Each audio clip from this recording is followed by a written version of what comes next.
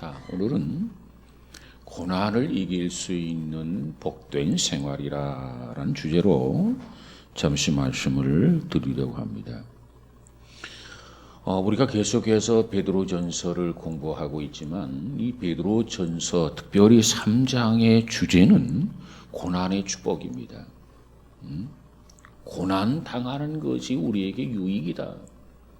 사실 우리는 어떤 생각을 해보면 고난 당하는 것이 어떻게 우리에게 유익이고 우리에게 축복이 되나 그런 의문을 가질 수도 있겠죠. 그러나 성경은 말하기를 고난 당하는 것이 우리에게 유익이라는 거예요.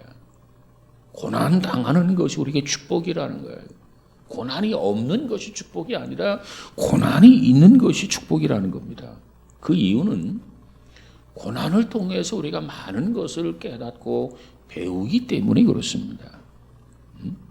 자, 그래서 특별히 이 베드로전서 3장에서 언급하고 있는 이 내용들을 보면은 바로 이 고난이 우리에게 축복이다 말씀하고 있는데, 자, 그래서 우리가 지난 시간에 1절에서 7절까지를 공부했어요. 1절에서 7절까지 내용이 뭐냐? 이 고난의 시대에 우리들은 가정생활을 어찌해야 하는가? 고난의 상황 속에서 우리의 가정은 어떤 가정이라야 되나? 남편은 아내에게 어떻게 하고 아내는 남편에게 어떻게 해야 하는가? 우리가 그 점에 대해서 지난 2시간에 걸쳐서 이미 말씀을 나누고 있습니다. 자, 그런데 특별히 앞으로 우리 앞에 엄청난 고난을 예견하면서 다가올 그 고난을 바라보면서 특별히 그 고난 속에서 아내들은 남편들은 이와 같은 자세를 가질 때 그 고난을 이겨낼 수 있다. 극복할 수 있다. 오히려 그 고난이 유익이 된다. 그 고난이 축복이 될 것이다. 이것을 베드로가 성령의 감동을 받고 기록을 하면서 이 말씀을 기록하게 된 것입니다. 특별히 믿는 남편이요 믿는 아내라고 한다면 무슨 문제가 있겠어요? 근데 문제는 믿지 않는 남편이었을 경우, 믿지 않는 여성이었을 경우, 아내였을 경우, 우리는 믿지 않는 남편과 믿지 않는 아내와 어떤 관계 속에서 가정생활을 해야 하는가? 가정을 어떻게 형성해 나가야 하는가? 그 점을 이미 1절에서 7절까지 살펴보았습니다.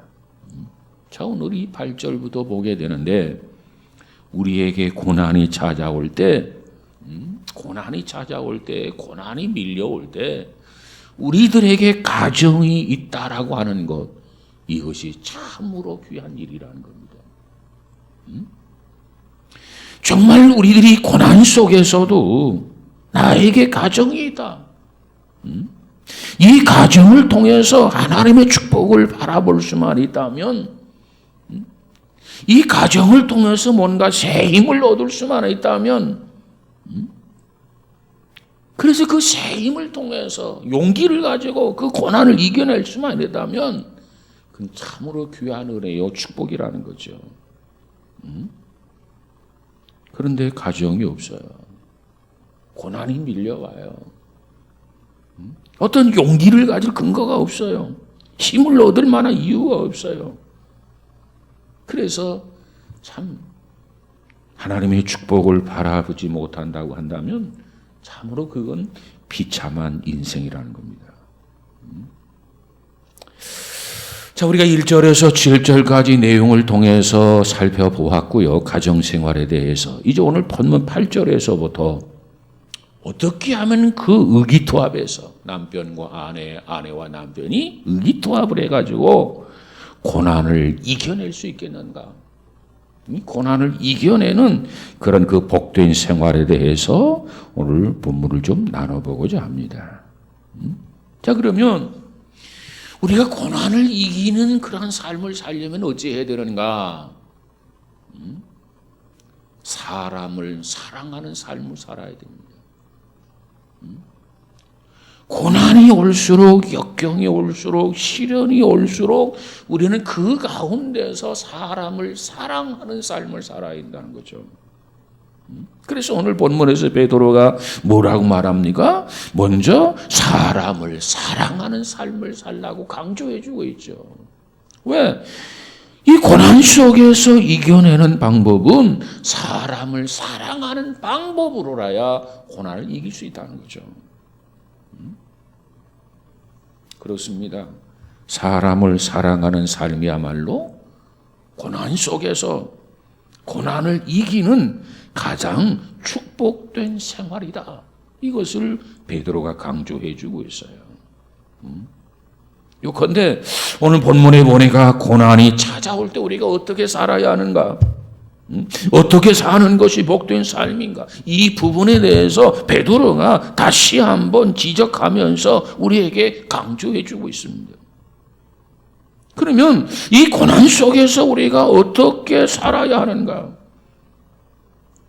베드로는 우리에게 어떤 메시지를 던져주고 있습니까? 오늘 본문 8절을 다시 한번 볼까요? 8절 시작. 마지막으로 말하노니 너희가 다 마음을 같이하여 동정하며 형제를 사랑하며 불쌍히 여기며 겸손하며 9절 시작. 악을 악으로 욕을 욕으로 갚지 말고 도리어 복을 빌라. 이를 위하여 너희가 부르심을 받았으니 이는 복을 이어받게 하려 하심이라. 그랬습니다. 자, 고난이 올 때 중요한 것은요, 우리의 마음이 냉각되기가 쉽다는 거예요. 서로 사랑하고 서로 위해주고 뭐 이래야 되는데 평안할 때는 그게 쉬운 거예요. 평안할 때는 아내가 남편을 사랑하고 남편이 아내를 사랑하고 부모가 자식을 사랑하고 자식이 부모를 사랑하고 이게 평안할 때는 그저 큰 문제 없이 다 잘 굴러가. 그런데 정말 고난이 오고 정말 역경이 오고 정말 시련이 오면 어떻게 되느냐? 우리의 마음이 상대를 향해서 따뜻한 마음이 아니라 갑자기 냉각이 된다는 거예요. 차가워지기 시작한다는 겁니다. 그러다가 잘못하면은 증오의 화신이 되기 쉬워진다는 겁니다. 그렇기 때문에 평상시에 서로 사랑하라가 아니라 이 고난 속에서, 역경 속에서, 시련 속에서, 견디기 어려운 이 환난의 파고 속에서 정말 사랑하라는 거예요. 이게 어려운 거예요. 이것이 힘든 거라고 말이에요.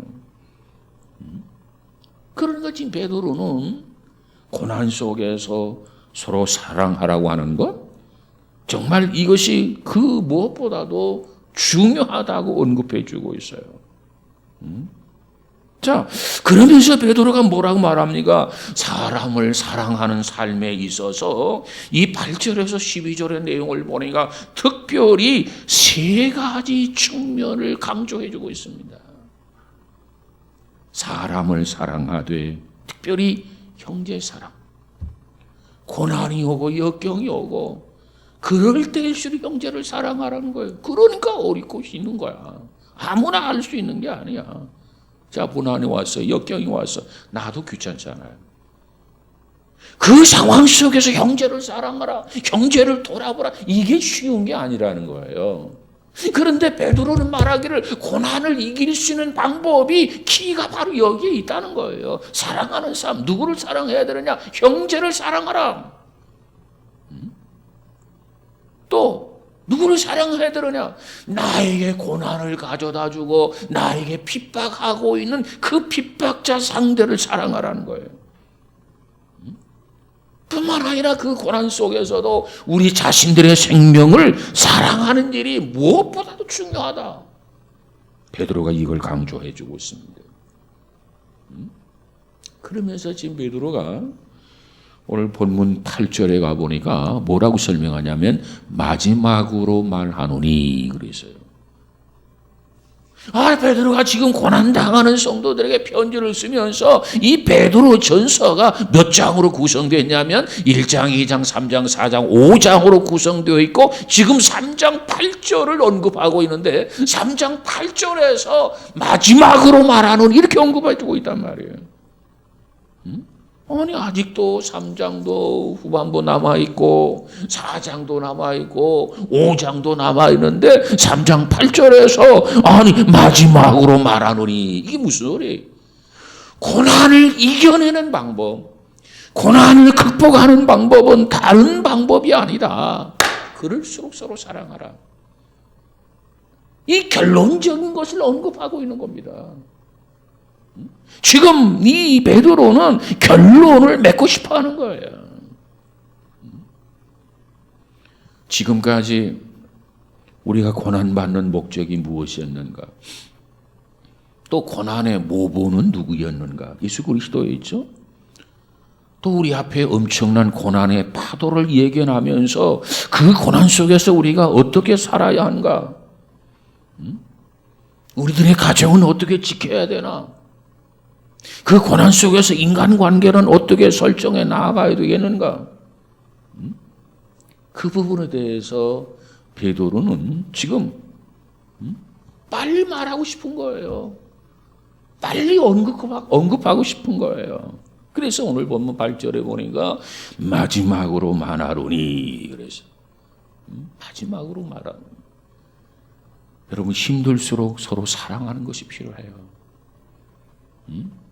형제를 사랑하고 뭐 이웃 사랑하고 심지어 나를 핍박하는 자를 사랑하고 그리고 생명을 사랑하고 이게 중요하다는 거죠.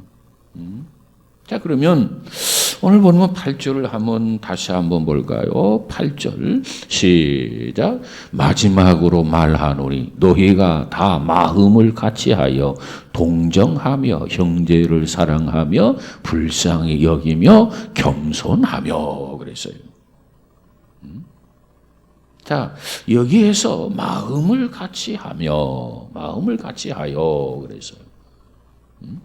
동정하여 전의 성경은 쾌율하며 그래서 쾌율하며 형제를 사랑하며 불쌍히 여기며 겸손하며 그랬어요. 자 먼저 형제 사랑을 한번 생각해 보십시다. 형제를 사랑한다.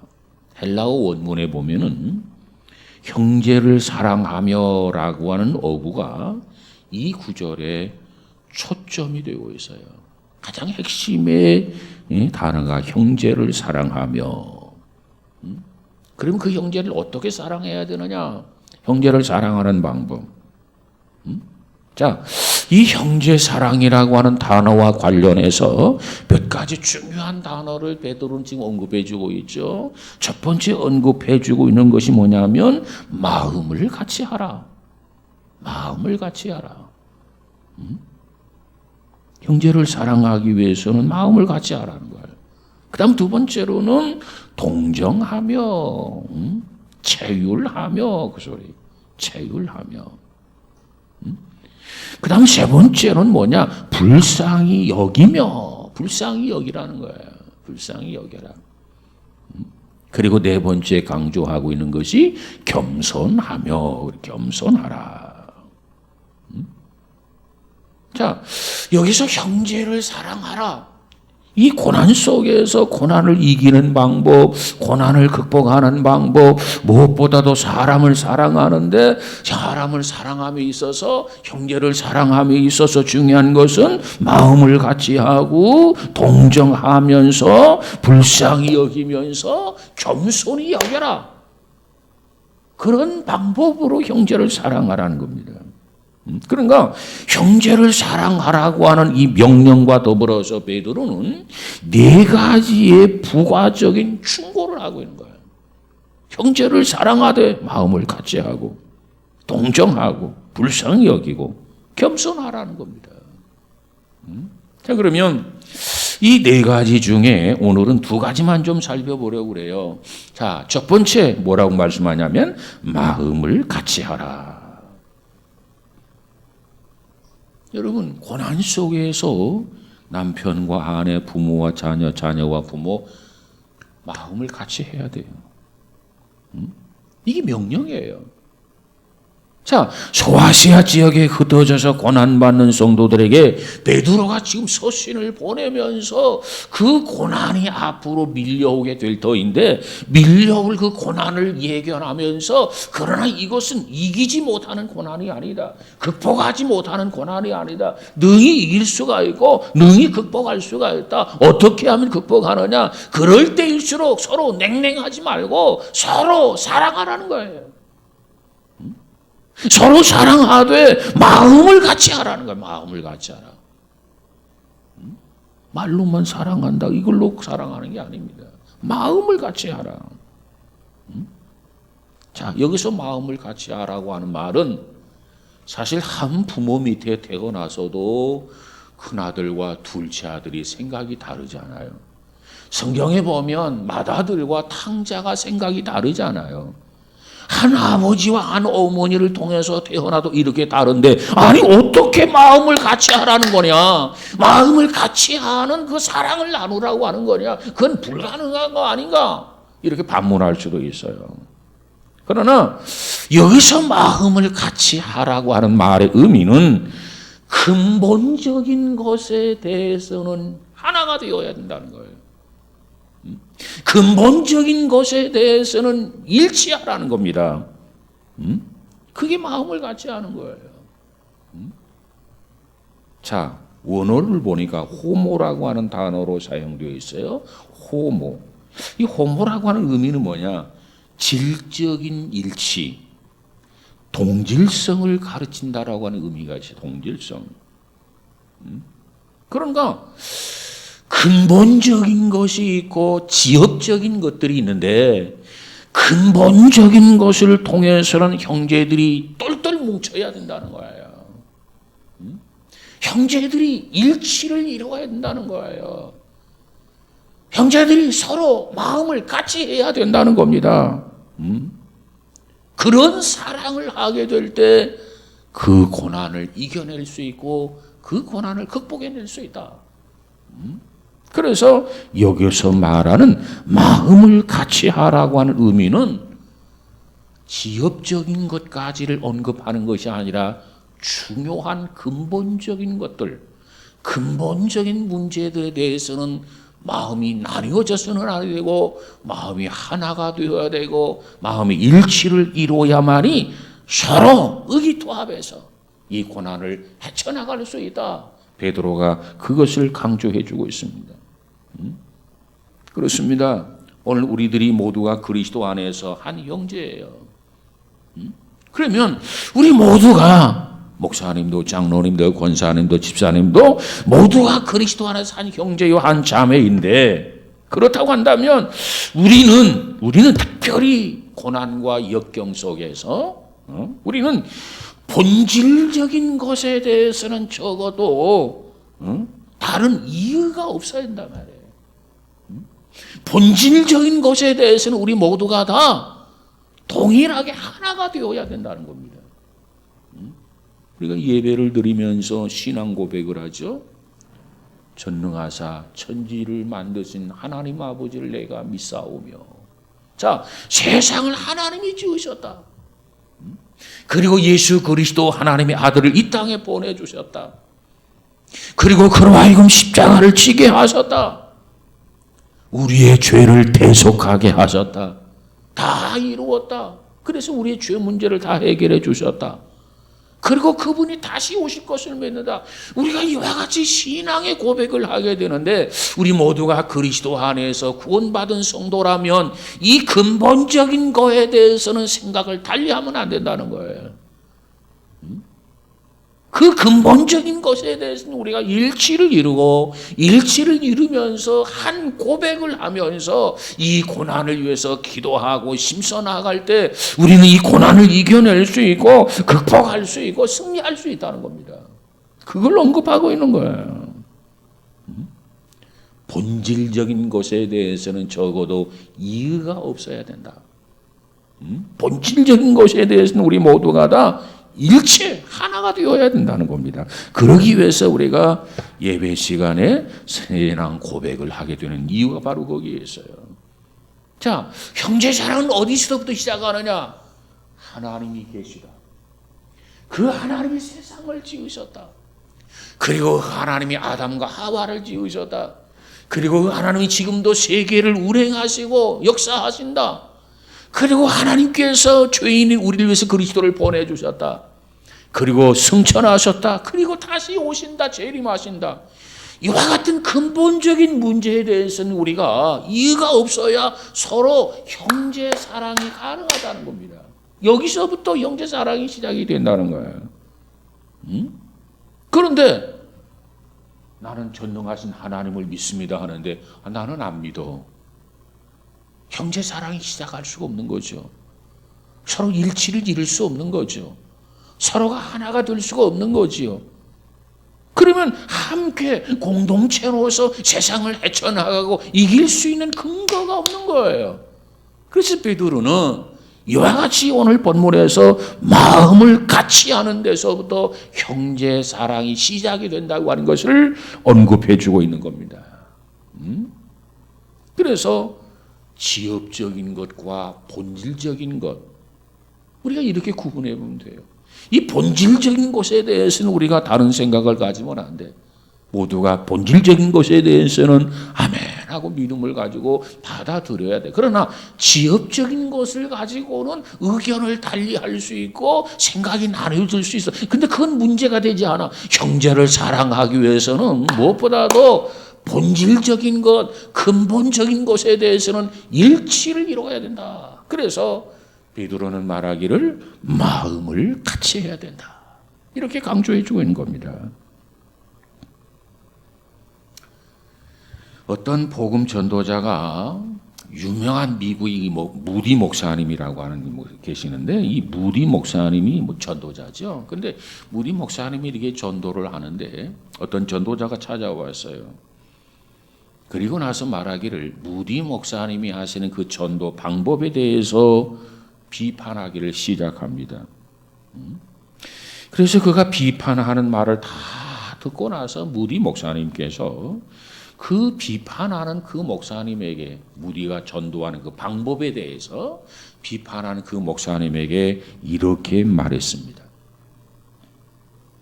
저는 좀 더 나은 전도의 방법이 있다면 언제든지 개선하겠다고 하는 것이 제 의향입니다. 그러니까 무디가 전도하는데 그 방법론에 있어서 뭐 이러쿵저러쿵 그래서 비판을 하게 되니까 나는 전도하는 방법에 대해서 개선해야 할 좋은 방법이 있다고 한다면 언제든지 개선할 의향이 있습니다. 그러면서 제 전도의 방법에 관해서 여러 가지로 충고해 주셔서 대단히 감사합니다. 그러면서 무디가 그를 향해서 이렇게 말합니다. 선생님의 전도 방법은 어떠합니까? 선생님의 전도의 방법은 무엇입니까? 무디가 열심히 전도하는데 그 전도의 방법을 놓고 뭐 이러쿵 저러쿵 비판하니까 더 좋은 방법이 있으면 나는 받아들이겠습니다. 개선하겠습니다. 근데 선생님의 전도의 방법은 무엇입니까? 지금까지 선생님은 나의 전도의 방법이 잘못되었다고 지적을 해 주셨는데 그러면 선생님의 방법을 저에게 알려주세요. 그러면 그 선생님의 방법을 가지고 내가 전도하도록 하겠습니다. 이렇게 무디가 말을 합니다. 그랬더니 그 사람이 아무 말을 못하고 머뭇거리는 거예요. 버버벅거리는 거예요. 그리고 한참 기다렸어요. 그런데도 아무 말을 못하는 거예요. 아니 나는 열심히 전도하는데 그 전도의 방법이 잘못되었다. 지적을 했으면 선생님의 전도의 방법은 무엇입니까? 그러면 나는 그 방법보다 이 방법이 좋겠습니다. 나는 이렇게 하기를 원합니다. 나는 이렇게 하고 있습니다. 선생님도 이렇게 하면 어떻겠습니까? 이렇게 나와야 되는데 방법을 제안하지 못하고 버벅거리고 있단 말이에요. 한참 기다렸다가 무디가 그분을 향해서 이렇게 이야기합니다. 선생님이 제 전도 방법에 대해서 비판은 하셨지만 더 좋은 전도의 방법은 아직까지 생각하지 못하셨군요. 그 대안 없이 비판만 했다는 얘기예요.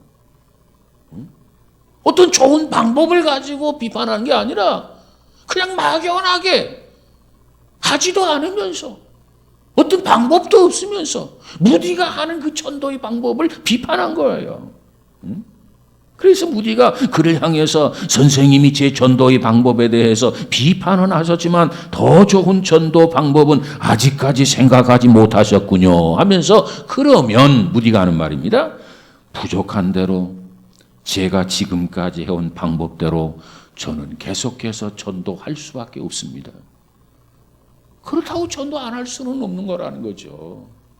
선생님이 더 좋은 방법을 제시해 주면 내가 그 방법으로 전도하겠는데 선생님이 나에게 더 좋은 방법을 제시하지 못하니까 그렇다고 안 할 수는 없고 중단할 수는 없고, 그저 좀 부족하지만, 그저 좀 모자라지만, 좀 더 미흡하지만 지금까지 한 방법 그대로 나는 이 방법대로 계속해서 전도할 수밖에 없습니다. 이렇게 이야기했다는 거예요. 우리들은 때때로 방법의 문제를 가지고 불필요한 시비를 가리는 경우들이 종종 있어요. 자기는 하지도 아니하면서 하는 분들을 놓고 이렇쿵 저렇쿵, 교회 봉사도 안 하면서 교회 봉사하는 사람에 대해 이렇쿵 저렇쿵, 이거 좋은 버릇이 아니에요. 나쁜 버릇이에요. 이거 형제 사랑이 아닙니다. 여러분, 우리는 그리스도인데 그리스도인으로서 이 교제의 원칙을 가지고 원칙을 살려야 돼요. 특별히 교제하면서 우리는 무엇을, 그리고 왜라고 하는 이 문제에 관해서 절대로 이의가 없어야 돼요. 우리가 무엇을 해야 하는가? 또 우리가 왜 해야 되는가? 이와 같은 문제에 대해서 우리가 정말 그리스도인이라고 한다면은, 그리스도 안에서 구원받은 사람이라고 한다면, 우리 사이에, 그리스도인 사이에 불일치가 있어서는 안 됩니다. 하나님을 위해서 일하는 것, 하나님을 위해서 봉사하고 헌신하는 것, 그 목적, 불일치가 되어서는 안 돼요. 여러분, 사도 바울이 뭐라고 말합니까? 살아도 죽어도, 내가 살아도 주를 위해서 살 것이고 죽어도 주를 위해서 죽는다. 이게 바울의 고백이 아닙니까? 우리는 무엇보다도 무엇을 위해서 살아야 할 것인가? 왜 하나님 앞에 우리가 충성해야 되는가? 여기에 다른 의견이 있어서는 안 됩니다. 물론 방법에 대해서는 달리할 수가 있어요. 방법. 우리가 그 방법에 대해서는 달리할 수 있는 자유가 용납되어져야 됩니다. 방법까지라도 일치를 강요해서는 안 돼요. 자, 우리가 서로 교제를 한다, 서로 대화를 나눈다. 그럼에 있어서 우리가 모든 것에 대해서 똑같은 생각을 다 가질 수는 없어요. 서로 다른 의견이 있을 수 있다라, 다른 의견을 개진할 수 있다라고 하는 것을 우리는 인정해야 됩니다. 그래서 자, 하나님을 위해서 충성해야 된다, 하나님을 기쁘게 해야 된다, 여기는 일치가 이루어야 되고, 그러나 그 방법에 대해서는 우리가 좀 더 토론해서 좀 더 방법을 찾아내고 방법을 우리가 적용을 하고 그리고 실천하는 그 방법에 대해서는 서로 다를 수가 있단 말이죠. 어린아이가 하는 것이 있을 거고 어른이 하는 방법이 다를 수 있고, 그렇지 않아요? 배운 자가 할 수 있는 방법이 있고 배우지 못한 자가 하는 방법이 있을 수 있고, 부유한 자가 할 수 있는 방법이 있을 수도 있고 가난한 자가 할 수 있는 방법도 있을 수도 있고, 그러니까 이 방법에 대해서는 서로 다를 수 있다, 다른 생각을 가질 수 있다. 그렇기 때문에 우리는 이 방법론에 대해서는 우리가 가져야 할 자세는 내 방법이 옳지만 상대방의 방법도 옳을 수 있다. 상대방의 방법이 내 방법보다 더 나을 수도 있다. 내 방법이 상대방의 방법보다도 못할 수도 있다. 우리가 그것을 인정해야 돼. 자, 조금 전에 무디에 대해서 말씀을 드렸습니다만은 무디가 열심히 전도하고 있죠. 전도하는 거 이건 하나님의 뜻이요, 하나님의 요구요, 하나님의 명령입니다. 그런데 전도하는데 이 무디의 그 전도의 방법을 신랄하게 비난을 해요. 자, 그러면 선생님이 내가 전도하는 방법에 대해서 개선할 점이 있으면 지적해 주세요. 내가 개선하겠습니다. 그리고 선생님의 방법이라는 게 도대체 뭡니까? 그거 말씀해 주세요. 그러면 내가 검토해서 그 방법을 도입해 보도록 하겠습니다. 그런데 방법도 없는 거예요. 무작정 비판만 하는 거예요. 대안이 없는 거예요. 이건 아니라는 거죠. 이 방법론에 있어서는 서로 의견을 조율하고 그래서 의기투합해서 모두가 그 방법대로 할 수도 있고, 그러면 선생님은 선생님들 그 방법을 선택하세요. 나는 내 방법대로 이렇게 하겠습니다 해서 각자의 위치에서 자기 형편에 맞게 자기 방법을 가지고 하나님 앞에 순종하고 하나님이 원하는 대로 우리가 살아갈 수 있다는 겁니다. 그건 인정해야 된다는 거예요.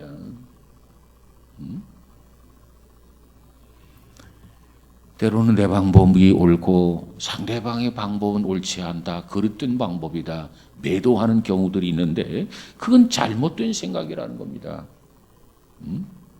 우리는 무엇보다도 서로 방법이 다르다? 그러면 그 다른 방법에 대해서는 우리가 관용하는 법을 배워야 한다는 거예요. 그런 의미에서 오늘 본문에서 베드로는 뭐라고 말합니까? 마음을 같이 하라. 여기서 마음을 같이 하라고 하는 것은 본질적인 것에 대해서 마음을 같이 하라. 근원적인 것에 대해서 마음을 같이 하라. 이 본질적인 것에 대해서 일치를 이루라. 이것을 강조하고 있는 겁니다. 이 본질적인 것이 일치가 되지 않는다면 형제사랑이 불가능하다는 거예요. 일치를 통해서부터 형제 사랑이 출발하고 시작이 된다. 그렇기 때문에 오늘 베드로는 말하기를 마음을 같이 하라. 여러분, 오늘 우리 그리스도인들이 모두가 다 그리스도 안에서 하나님을 인정하고 예수님을 인정하고 성령을 인정하고 신앙 고백을 하고, 그래서 이처럼 본질적인 것, 이처럼 근원적인 것들이 우리 모두가 다 동의하고 하나가 될 때 그리스도 안에서 서로 교제가 가능한 거지. 아, 나는 부처를 믿습니다. 나는 하나님을 믿습니다.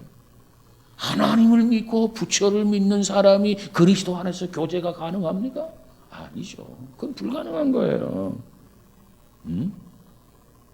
자, 우리가 참 그리스도인이라고 한다면은 이처럼 근본적인 것에 대해서 일치를 이루고 서로 사랑할 수 있어야 된다. 그럴 때 힘이 되어져서 고난을 이기고 극복해낼 수 있다 하는 것이 베드로의 메시지예요. 제가 알고 있는 어느 유명한 신학자 한 분이 이 종말론에 대한 세미나를 한 적이 있어서, 종말론에 대한 세미나. 그 세미나의 내용이 뭐였냐면은 그리스도인들이 마지막 환란을 통과하는가 통과하지 않는가.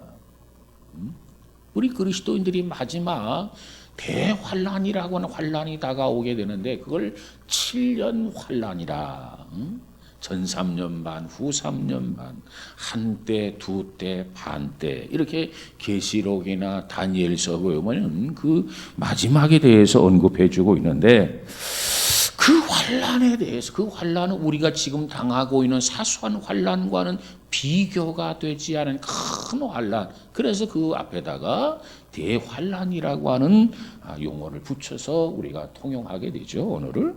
자, 그런데 오늘 우리 신앙인들이, 그리스도인들이 마지막 이 대환란을 통과하는가 통과하지 않는가, 거기에 초점을 맞추어서 세미나를 한 적이 있었어요. 그런데 그 부분에 대해서는 아직도 확정되지 못한 혼동스러운 주제 가운데 하나입니다. 자, 그러면 그분은 세 가지 견해, 현재 신학자들 간의 논쟁이 되어져 가고 있는 이 세 가지 견해가 있는데, 세 가지 견해라는 게 뭐냐면, 첫 번째 환란 전 휴거설이라는 게 있어요. 환란 전, 그러니까 7년 대환란이 오기 전에 휴거되는 휴거설이 있고, 그다음 두 번째는 환란 중에 휴거설이 있어요. 전 3년 반, 그리고 휴거가 되고 후 3년 반이 이루어진다 해서 이걸 환란 중 휴거설이다. 그다음 세 번째로는 또 뭐가 있느냐 하면은 환란 후 휴거설. 7년 환란이 다 끝난 다음에 우리가 공중으로 휴거 들림 받는다 해서 신학자들 간에 환란 전 휴거설, 환란 중 휴거설, 환란 후 휴거설이라는 거죠. 그러니까 휴거된다, 하나님 나라에 우리가 하늘로 이렇게 들림을 받는다라고 하는 것은 다 인정을 하는데, 이 사건이 마지막 대혼란 전에 이루어지느냐, 환란 중간에 이루어지느냐, 환란이 다 끝나고 환란을 다 통과한 다음에 이루어지느냐, 그 시기가 언제냐, 신학자들 간에 아직도 그것이 통일을 이루지 못하고 있단 말이에요. 근데 이 부분에 대해서 그가 세미나를 하면서 이렇게 이야기합니다. 그 세미나를 통해서 그가 강조하고 있는 것은 이 확정되지 아니한 혼란스러운 주제지만은 자기 자신은 이 세 가지 학설 중에, 이 세 가지 견해 중에 환란 전 휴거설을 지지한다는 겁니다. 세 가지인가, 환란 전, 환란 중, 환란 후가 있는데, 이 세미나를 발표하는 신학자는 환란 전에 우리 모두가 다 하늘로 들림을 받는다, 이것을 자기가 지지한다는 겁니다. 그러면서 말하기를, 그 다음이 중요해요. 자기와 의견을 달리할 수 있는 사람이 얼마든지 있다는 겁니다. 자기와 의견을 달리한다고 해서 무시하는 게 아니고, 자기와 의견을 달리하는 사람, 그러니까 환란 중에 휴거한다고 하는 학자도 있고 환란 후에 휴거한다는 학자도 있는데, 자기는 환란 전에 휴거한다고 하는 입장이지만 환란 중, 환란 후를 휴거한다고 하는 사람들을 자기는 어디까지나 그들을 존중한다는 거예요. 왜? 이것이 확실하지 못하기 때문에 그렇습니다. 그가 덧붙여서 한 말이 이런 얘기가 있었어요. 만약에 나는 환란 전에 예수님 앞에 우리가 휴거 들림 받는다고 믿는데, 주님이 환란 전에 오시지 않을 수도 있다는 거예요. 자기의 생각을 잘못해서, 자기가 잘못 판단해서 자기는 환란 전에 예수님이 온다고 판단했지만, 예수님께서 환란 전에 오시지 않을 수도 있기 때문에 그런 경우를 위해서라도 환란 중에 오신다, 환란 후에 예수님이 오신다, 휴거된다, 그 부분에 대해서 알고는 있어야 된다는 거예요.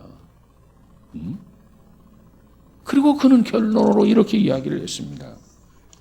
우리 그리스도인들은 세상을 살아가면서 중요한 것과 중요하지 않은 문제들이 있는데, 중요한 것에 대해서는 그리스도인들은 일치를 이루어야 되지만은 중요하지 않은 것들에 대해서는 일치를 이루지 못해도 괜찮다는 거예요. 그러나 중요한 것에 대해서는 일치를 이루어야 된다. 그래서 본질적인 것이 아닌 것에 대해서는 불일치할 수 있는 것도 배워야 된다, 그 말이에요. 우리 그리스도인들은 모두가 다 판박이처럼 똑같이 일치를 이루는 게 아니라, 본질적인 것들은 다 고백이 동일하고 믿음이 다 동일하겠지만, 그러나 사소한 거, 그러나 그렇게 중요하지 않는 부분들, 그런 부분들에 대해서는 나와 의견을 달리하는 것도 얼마든지 존중하고 배려해야 우리가 그리스도 안에서 교제가, 사귐이 가능하다, 그런 결론을 내린 것을 들은 적이 있습니다. 그렇습니다. 오늘 베드로가 강조하고 있는 내용이 뭡니까? 서로 사랑하라는 거예요. 서로 사랑하라. 서로 사랑함에 있어서 이 베드로가 뭐라고 강조합니까? 마음을 같이 하라. 마음의 일치. 본질적인 거, 중요한 거에 대해서는 하나가 되어야 돼요. 그러나 그렇지 않은 것들에 대해서는 각자의 의견을 존중하고 때로는 불일치를 배워야 된다는 겁니다. 아무쪼록 우리가 왜 살아야 되는가? 하나님을 위해서 살아야지. 그럼 하나님을 위해서 어떻게 살아야 되느냐? 방법론은 다를 수 있다는 거예요. 자, 성경에 보니까 우리 신앙인들을 그리스도는 우리의 머리라고 말씀하셨고, 교회의 머리. 우리는 교회 각자 지체라고 말씀하고 있죠. 각자 지체라고 하는 게 뭐예요? 좀 더 다양성을 가지고 자기의 소임, 자기의 위치를 지켜나가는 그런 지체라고 하는 의미가 아니겠습니까? 아무쪼록 오늘 우리들도 이와 같은 은혜로 서로 사랑하되 마음의 일치, 한 마음을 가지고 살아갈 수 있는 우리 모두가 되어지기를 주님의 이름으로 축복합니다. 자, 그 다음에 두 번째로 강조하고 있는 게 있어요. 그게 뭐냐면 두 번째 뭘 강조하고 있죠? 동정하며, 동정이라는 겁니다. 동정. 네. 자, 우리 8절을 다시 한번 볼까요? 시작. 마지막으로 말하노니 너희가 다 마음을 같이하여 동정하며. 그래, 동정. 네. 전의 성경은 쾌율하며. 그래, 쾌율하며. 이 동정이라고 하는 말, 쾌율이라고 하는 말은 두 가지 단어가 결합된 용어입니다. 두 가지 단어. 그중 하나가 뭐냐면 가치라고 하는 말이에요. 가치. 그리고 또 다른 단어는 느낀다, 동정한다, 쾌율한다. 이것은 같이 느낀다는 뜻이에요. 같이 느낀다. 같이 느끼는 거. 같이 생각하는 거. 그래야 우리가 서로 사랑이 가능하다는 거죠. 자, 그렇기 때문에 이 동정하며라고 하는 의미는 이웃의 기쁨, 이웃의 슬픔, 이웃의 모든 삶의 장에 같이 동참할 수 있는 삶의 태도를 강조하고 있는 거죠. 형제를 사랑하기 위해서, 형제와 교제하기 위해서, 내 주변에는 이웃들의 기쁨에 동참하기 위해서, 이웃들의 슬픔에 우리가 동참하기 위해서는 같이 느끼고 같이 생각하고 그게 필요한 거예요. 같이 느끼지 못하면 형제가 우는데 같이 울 수가 없죠. 같이 느끼지 못하면 형제가 기뻐하는데 같이 기뻐할 수 없죠. 같이 느끼지 못하면 형제가 잘 되는데 우리가 축하할 수가 없죠. 배가 아프게 되죠. 왜 같이 느끼지 못하니까 그러는 거예요. 자, 그러므로 성경은 우리에게 뭐라고 말합니까? 우는 자들과 더불어 함께 울어야 된다. 또 웃는 자들로 더불어서 함께 웃을 수 있어야 된다. 그럴 때 서로 사랑이 가능하고 그 사랑을 가지고 살아가게 될 때 고난도 역경도 우리가 극복하고 이겨낼 수 있다는 겁니다. 너는 너고 나는 나고 그러면 고난을 이겨내지 못한다는 거예요. 극복하지 못한다는 거예요.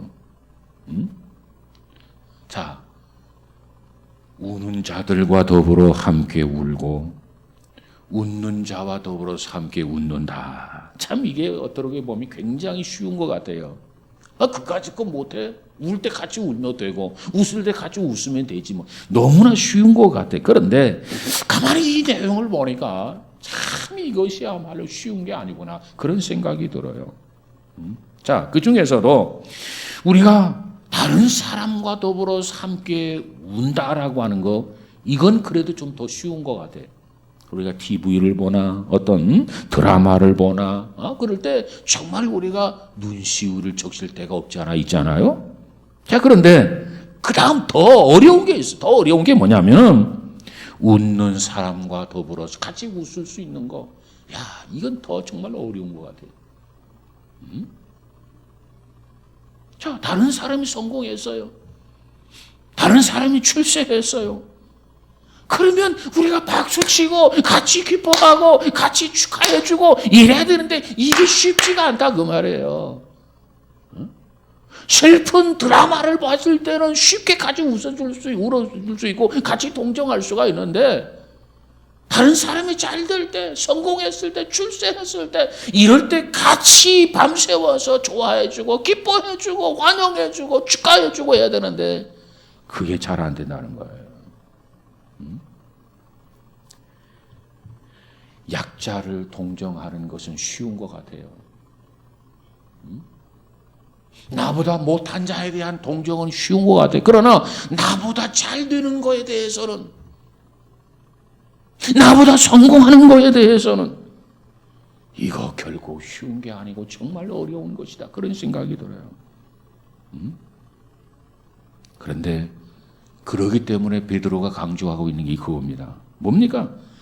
정말 너희들이 그리스도 안에서의 한 형제라고 한다면 같이 느껴야 된다. 슬플 일이 있으면 같이 슬퍼해야 된다. 기쁜 일이 있으면 배 아픈 게 아니라 같이 기뻐할 수 있어야 된다. 같이 박수 쳐주고 칭찬해주고 존경해줄 줄 알아야 된다. 그럴 때 서로 의기투합해서 한 공동체가 되어져서 이 고난을 이겨나가고 헤쳐나갈 수 있는 거 아니냐. 그렇지 못한다면 고난 앞에서 오합지졸이 되어버리고 고난을 이겨낼 수 없다는 거예요. 여러분, 우리 모두가 그리스도 안에서 한 형제요 자매라고 하는 의식을 가지고 슬픔도 기쁨도 함께 동참하며 같이 느낄 수 있는 형제의 성공이 내 성공이다. 형제의 출세가 나의 출세다. 이렇게 생각하고 같이 축하해 줄 수 있는 그런 마음을 공유하는 우리 모두가 되어지기를 주님의 이름으로 축복합니다. 이것이 진정한 형제 사랑이라는 거예요. 같이 슬퍼하고 같이 기뻐하고 같이 좋아하고 같이 축하해주고 그러면 우리는 함께 형제와 자매로서 세상을 이겨나갈 수 있어요. 위로하고 격려하면서 세상을 이겨나갈 수 있어요. 우리 모두에게 이와 같은 은혜, 이와 같은 신앙으로 무장되는 복 있는 성도 저와 여러분 되시기를 주님의 이름으로 축복합니다. 기도하십시다. 거룩하신 하나님 감사합니다. 고난을 이기는 복된 생활에 대해서 사람을 사랑하라. 특별히 사람을 사랑하되 무엇보다도 정말 마음을 하나로 한 마음이 되어라. 뿐만 아니라 마음을 같이 하라. 그리고 생각을 같이 나누라. 같이 느끼라. 오늘 베드로가 주시는 이 권면의 말씀을 잘 받아들이고 우리의 삶 속에 실천함으로 형제와 자매 우리 모두가 그리스도 안에서 세상을 이겨나가는 복 있는 성도들 다 되어지게 하옵소서. 성령의 우리 연약함을 도우시고 강건케 하소서.